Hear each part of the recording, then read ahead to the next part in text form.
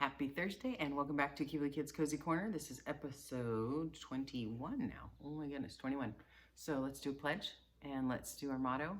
And again, if you're not a Peter J. Shields kiddo, you can skip this part or you can put your own school name in when we do our motto. Either way, and then we'll get started. Continue with Matilda.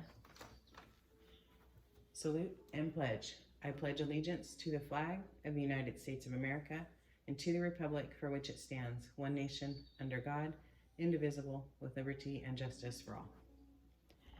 And let's go over to our little motto. Oops. And here we go. We are students at Peter J. Shields. We believe in kindness. We are responsible. We are persistent. We are respectful. We are bucket fillers. We drop acts of kindness into everything we do. We are Peter J. Shields. It's kind of weird we've been doing this for so long now that our episodes are in the 20s. It's still shocking to me. So anyway, I can't believe it's Thursday also. Holy cow, only 2 more days of Matilda and I feel like we're just getting into it. Alrighty, so remember, she substituted his hair oil that he massages in every day with her mom's platinum blonde hair dye. So everybody's coming out for breakfast. He has not come down yet. It says, at this point, Mr. Wormwood came noisily into the room. He was incapable of entering any room quietly, especially at breakfast time. He always had to make his appearance felt immediately by creating a lot of noise and clatter. One could almost hear him saying, I'm here, it's me, here I come, the great man himself, the master of the house, the wage earner, the one who makes it possible for all the rest of you to live so well. Notice me and pay your respects. On this occasion, he strode in and slapped his son on the back and shouted, well, my boy, your father feels he's in for another great money-making day today at the garage. I've got a few little beauties I'm going to flog to the idiots this morning. Where's my breakfast? It's coming, treasure, Mrs. Wormwood called from the kitchen. Matilda kept her face bent low over the cornflakes. She didn't dare look up. In the first place, she wasn't at all sure what she was going to see. And secondly, if she did see what she thought she was going to see, she wouldn't trust herself to keep a straight face. The son was looking directly ahead out of the window, stuffing himself with bread and peanut butter and strawberry jam. The father was just moving around to sit at the head of the table when the mother came in, sweeping out of the kitchen, carrying a huge plate piled with his eggs, sausages, bacon, and tomatoes, and she looked up. She caught sight of her husband's band. She stopped dead in her tracks. Then she let out a scream that seemed to lift her right up into the air, and she dropped the plate with a crash and splash onto the floor, and everyone jumped, including Mr. Wormwood.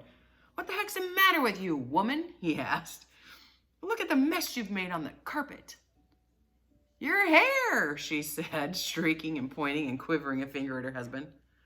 Look at your hair. What have you done to your hair? Oh, what's wrong with my hair, for heaven's sakes? He said. Oh my gosh, Dad, what have you done to your hair? The son shouted. The splendid noisy scene was building up nicely in the breakfast room. Matilda said nothing. She simply sat there and admiring the wonderful effect of her own handiwork. Mr. Wormwood's fine crop of black hair was now dirty silver, the color, this time, of a tightrope walker's tights that had not been washed for the entire circus season. You've dyed it, she shrieked. Why did you do it, you fool? It looks absolutely frightful. It's horrendous. You look like a freak. What in the blazes are you talking about? The father yelled, putting both hands in his hair. I most certainly have not dyed it. What do you mean I've dyed it? What's happening to it? Is this some sort of stupid joke? His face was turning pale green, the color of sour apples. You must have dyed it, Dad, the son said. It's the same color of Mom's, only much dirtier looking. Of course he's dyed it, the mother cried. It can't change color all by itself. What on earth were you trying to do? Make yourself look handsome or something? You look like someone's grandmother gone wrong. Get me a mirror, the father yelled. Don't just stand there shrieking at me. Get a mirror. The mother's handbag lay on the chair at the other end of the table. She opened the bag and got out a powder compact that she had a small round mirror on the inside of the lid. She opened the compact and handed it to her husband. She grabbed it and held it before his face, and in doing so spilt most of the powder over the front of his fancy jacket. Be careful, shrieked the mother. Now look what you've done. That's my best Elizabeth Arden face powder. Oh my gosh, yelled the father, staring in the mirror. What has happened to me? I look terrible. I look just like you, gone wrong. I can't go down to the garage and sell cards like this. How did this happen? He stared around the room, first at the mother, then at the son, then at Matilda. How could it have happened? He yelled. I imagine, Daddy, Matilda said quietly, that you weren't looking very hard and you simply took Mummy's bottle of hair stuff off the shelf instead of your own. Of course that's what happened, the mother cried. Well, really, Harry, how stupid can you get? Why didn't you read the label before you started splashing that stuff all over you? Mine's terribly strong. I'm only meant to use 1 tablespoon of it in a whole basin of water. You've gone and put it all over your head. It'll probably take all your hair off in the end. Is your scalp beginning to burn, dear? You mean I'm going to lose all my hair? The husband yelled.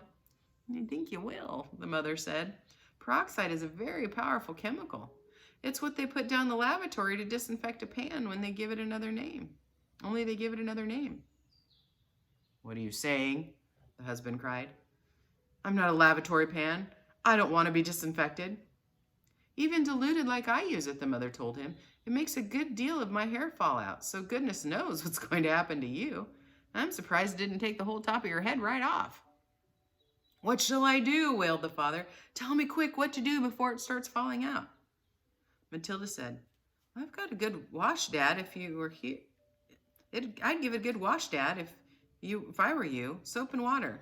But you'll have to hurry. Will that change the color back? The father asked anxiously. Well, of course it won't, you twit, the mother said. Well, then what do? I can't go around looking like this forever. You'll have to have it dyed black, the mother said. But wash it first, or there won't be any hair left to dye. Right, the father shouted, springing into action. Get me an appointment with your hairdresser this instant for a hair dyeing job. Tell them it's an emergency. They've got to boot someone else off their list. I'm going upstairs to wash it right now. With that, the man dashed out of the room, and Mrs. Wormwood, sighing deeply, went to the telephone to call the beauty parlor. He does some pretty silly things now and again, doesn't he, Mummy? Matilda said. The mother, dialing the number on the phone, said, I'm afraid men aren't always as clever as they think they are. You will learn that when you get a little older, my dear girl. So anyway, oh my gosh. So our next chapter is called Miss Honey. And so far we've, if you remember at the beginning when I was doing James and Giant Peach and I talked about how Roald Dahl does a great job of having these outlandish adults that children somehow survive and conquer and get out on top of. And I mentioned we started this book about Trunchbull, so I didn't even mention her parents. And so now we're first going to be introduced to Miss Honey. And if you think about the names of the family, Wormwood, you know, kind of worms, versus Miss Honey, you know, think about what your implication is with honey, and then we'll eventually meet the Trunchbull. And so just, I like how he plays with the names of his characters too. So let's see how far we get with this. So Miss Matilda was a little late in starting school. Most children begin primary school at 5. Or even just before, but Matilda's parents, who weren't very concerned one way or the other about their daughter's education, had forgotten to make the proper arrangements in advance. She was 5.5 when she entered school for the first time. The village school for younger children is a bleak brick building called Cruncham Hall Primary School. It had about 250 pupils, aged from 5 to just under 12 years old. The head teacher, the boss, the supreme commander of this establishment, was the formidable middle-aged lady whose name was Miss Trunchbull. Naturally, Matilda was put in the bottom class, where there were 18 other small boys and girls about the same age as her. Their teacher was called Miss Honey. She could not have been more than 23 or 24. She had a lovely, pale, oval Madonna face with blue eyes, and hair was light brown. Her body was slim and fragile. One got the feeling that if she fell over, she might smash into 1,000 pieces, like a porcelain figure. Miss Jennifer Honey was a mild and quiet person who never raised her voice and was seldom seen to smile. But there was no doubt that she possessed a rare gift for being adored by every small child under her care. She seemed to understand totally the bewilderment and fear that so often overwhelms young children for the first time in their lives as they are herded into the classroom and told to obey orders.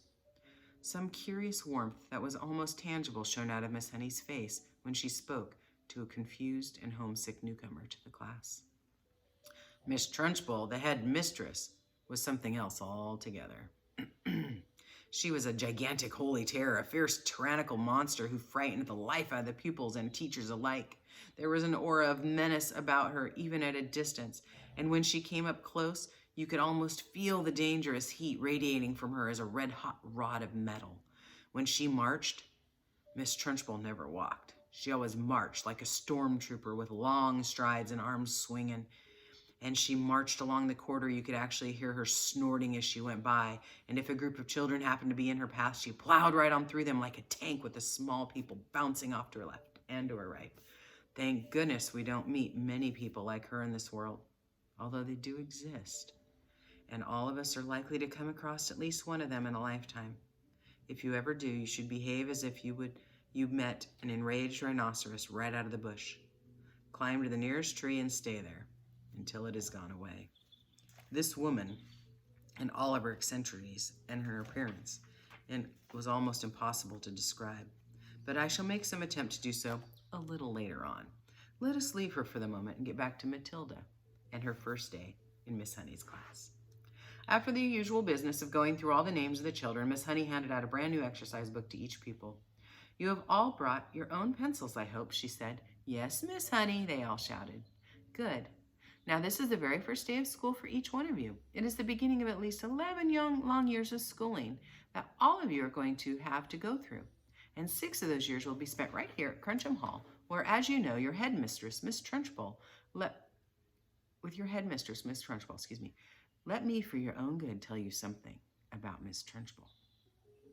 She insists upon strict discipline throughout the school, and if you take my advice, you will do your very best to behave yourselves in her presence. Never argue with her. Never answer her back.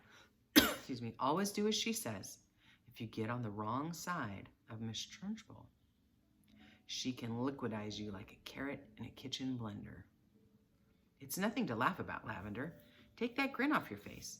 All of you will be wise to remember that Miss Trunchbull deals very, very severely with anyone who gets out of line in school. Have you got the message? Yes, Miss Honey, they all chirped all 18 eager little voices. I myself, Miss Honey chirped in again, want to help you learn as much as possible while you're in this class. That is because I know it will make things easier for you later on. For example, by the end of the week, I shall expect every one of you to know your 2 times table by heart. And in a year's time, I hope that you all know your multiplication tables up to 12. It will help you enormously if you do. Now, do any of you already happen to have learnt your 2 times table? Matilda put up her hand. She was the only one. Miss Honey looked carefully at the tiny girl with dark hair and the round, serious face sitting in the second row. Wonderful, she said. Please stand up and recite as much as you can. Matilda stood up and began to say the 2 times table. When she got to twice 12 is 24, she didn't stop. She went right on with twice 13 is 26, twice 14 is 28, twice 15 is 30, twice 16 is... Stop, Miss Honey said. She had been listening slightly spellbound to this smooth recital, and now she said, How far can you go? How far? Matilda asked. Well, I don't really know, Miss Honey. For quite a long ways, though, I think. Miss Honey took a few moments to let this curious statement sink in. You mean, that she said, you can tell me what 2 times 28 is? Well, yes, Miss Honey. What is it? 56, Miss Honey. What about something harder? 2 times 487? Could you tell me that? Well, I think so, yes, Matilda said. Are you sure?